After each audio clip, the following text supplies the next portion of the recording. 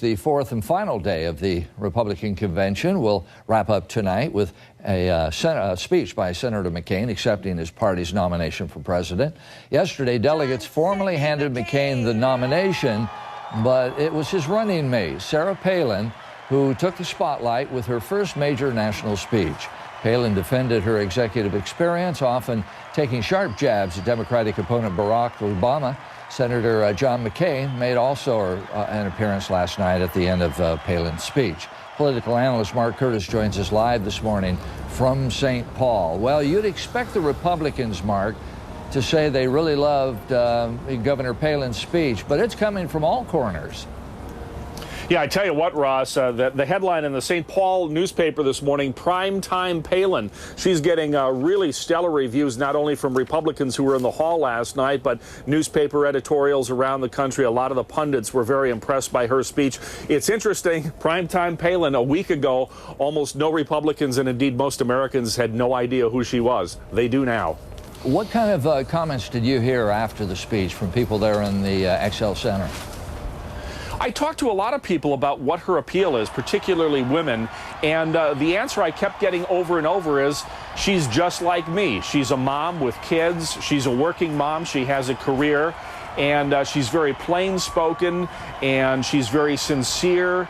And she's, comes across as somebody who's not a career politician. I mean, she got into the business of politics by running for the PTA because she simply wanted her kids to have better schools. A lot of moms I talked to last night really relate to her in that regard. And she did address last night some of the challenges her family is facing with many of the typical problems we all have in our families. But she did not talk about her views as far as social issues go, and that's rather extreme for most Americans. Well, and certainly that's going to come out in the campaign. It's certainly going to come out in the debate with vice presidential candidate Joe Biden. I think it's fair to say this woman is not naive. She may be a political outsider, but she's not a political newcomer. She knows the gloves are going to come off. She knows there are going to be sharp exchanges over the issue of abortion, over sex abstinence education programs, and so forth. Some of the things that have trickled out into the public already and have raised some concerns in some quarters, at least, about her views. But, this woman didn't get here by accident. She defeated an incumbent Republican. She took on somebody in her own party in Alaska and won the governorship. So I think this lady knows how to fight a political fight, and she's going to be ready for it. She seemed very comfortable at that podium last night. We know everybody's reading from a teleprompter in that case, but she veered off that at times.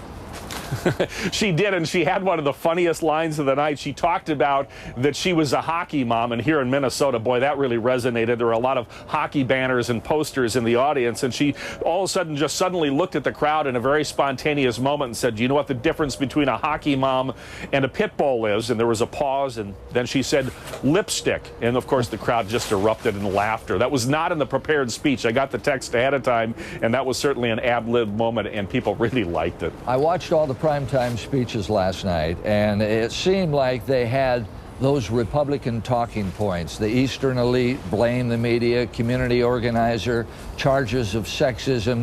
That theme ran through all the show. So the John McCain speechwriters were behind all that.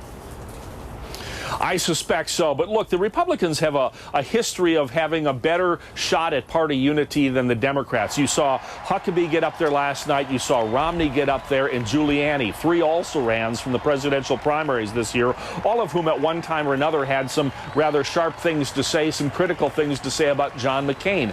Yet they came together. They were on message last night, on party message. And I would have to say, having been in Denver and in St. Paul, the Republican Party looks far more unified than the Democrats right now, at least in terms of the former candidates being on board fully. How do you think Governor Palin's speech will affect independents, and Democratic women who were for Hillary?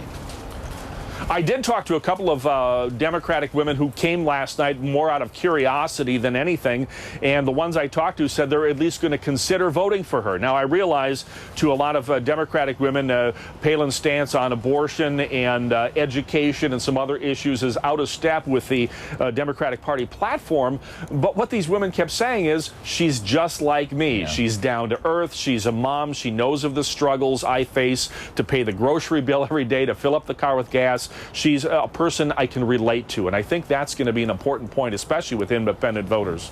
And that little girl of hers, Piper, she's going to be in politics someday, too. She was terrific. Anyhow, Mark, people can read your blog at markcurtismedia.com. We'll talk to you tomorrow. Thanks, Ross.